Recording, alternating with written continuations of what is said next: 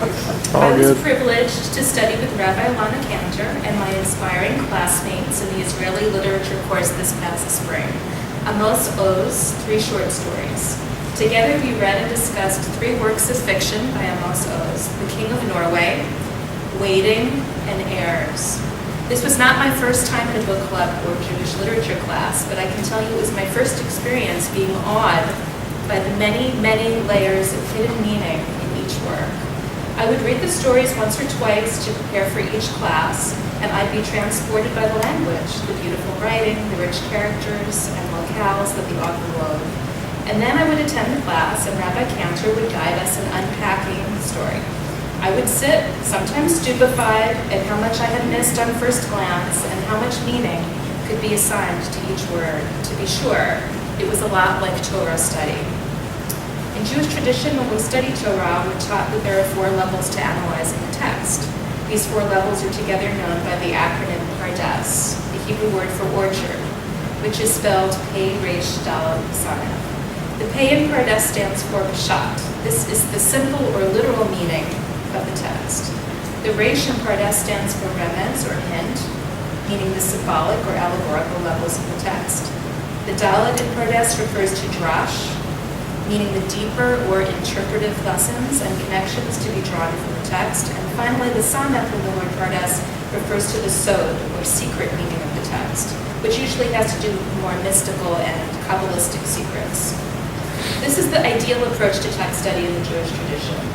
Our sages taught that we cannot be satisfied with looking at only the Pshat, or the simple meaning. Instead, we're obligated to go beyond and strive to draw meaning from the deeper levels.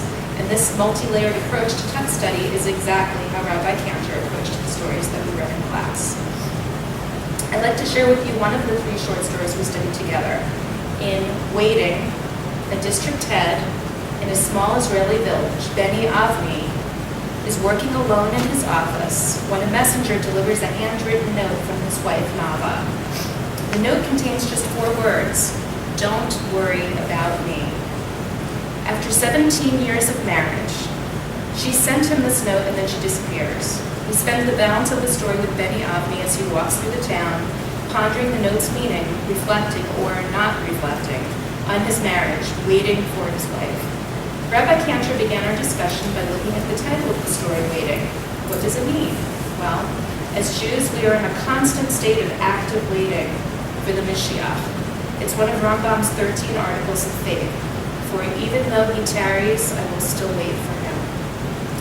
Next, Rabbi Cantor examined the names of our characters. Beni Avni, whose name derives from the words stone or sin, depending on the spelling, and Nava, meaning pleasant. We looked at the town itself, an old village with red tiled roofs, suffocating under the thick foliage of ancient almond trees. Such poetry, but is this a nice place to live? We read more. Migrant workers farmed and lived in ramshackle huts, while some of the townspeople operated bed and breakfasts, art galleries, and trendy boutiques aimed at tourists. Quote, one of the villagers had opened a workshop manufacturing pseudo-antique furniture. Rabbi Cantor talked about how the town was closed off, shuttered, false. The town was in disrepair, much like this couple's marriage, which at 17 years of length, 17 was not quite pi, 18. It was not full of life. It too was false. As we worked through the story, Rabbi Cantor pointed out the circular handwriting in Nava's note. The circular penmanship was not a throwaway by the author. It pointed to the twists and turns of Nava's life and her nature. It's difficult to make her out. Did she leave her husband? Did she commit suicide? Beni Avni returns home to look for Nava and reflects on the fact that her home art studio is filled with disfigured figurines, dark shadows, and dusty shelves. We see her unhappy, but Beni Avni is oblivious. At one point in the story, he reflects that Nava had stood silently in the bedroom, ironing until 3 or 4 in the morning. She had ironed even the towels on the throw rugs.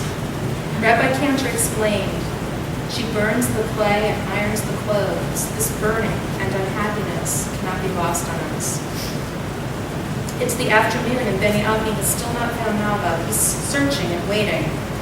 He enters an underground public bomb shelter and he gropes for the light switch. but the electricity to the shelter had been cut off. Rabbi Cantor asked us to look at Deuteronomy 28:25, quote, "At midday you will grope about like a blind person in the dark." Benny Avni emerges from the shelter and wanders the town, still searching. He gains self-awareness. Quote, "Now he cared, but he was clueless." Rabbi Cantor explained that this is growth in a small way. He knows that he doesn't know, and still he waits. For those of you unfamiliar with Amos Oz, he's a writer, novelist, journalist, and professor of literature at Ben-Gurion University in Beersheba. He's written 18 books in Hebrew and about 450 articles and essays. His work has been published in over 40 languages, including Arabic, and in 35 countries. He's critically acclaimed and widely popular, having received many honors and awards, and is considered by many to be a contender for the Nobel Prize in Literature. Oz grounds many of his stories in realism, but peppers them with fantastical qualities as well. He draws on his personal experiences to layer his stories with deeper meaning, such as the suicide of his mother when he was age 12, and his subsequent move to a kibbutz when he was adopted by another family. His very intimate stories about Jewish life in kibbutzim often serve as analogy for the Israeli nation. Roughly half of his fiction is set within a mile of his boyhood home in Jerusalem. Amos Oz famously said, "Writing a poem is like having an affair. A short story is a romance, and a novel is a marriage." In a longer work of fiction, Oz can take his time to flesh out characters and develop plot lines, and the reader takes this longer journey with him, experiencing the ups and downs of marriage. But with the short story, the relationship between author and reader and story, is brief and intense. Oz chooses his words carefully, not a sentence is wasted. Each line is meant to evoke some thought or emotion. And the casual reader who examines only the literal, or peshat, meaning of the text can miss a rich and valuable experience. Luckily for myself and my classmates, Rabbi Cantor was there to help us get beyond the peshat and understand the subtle and sometimes hidden messages in Oz's stories.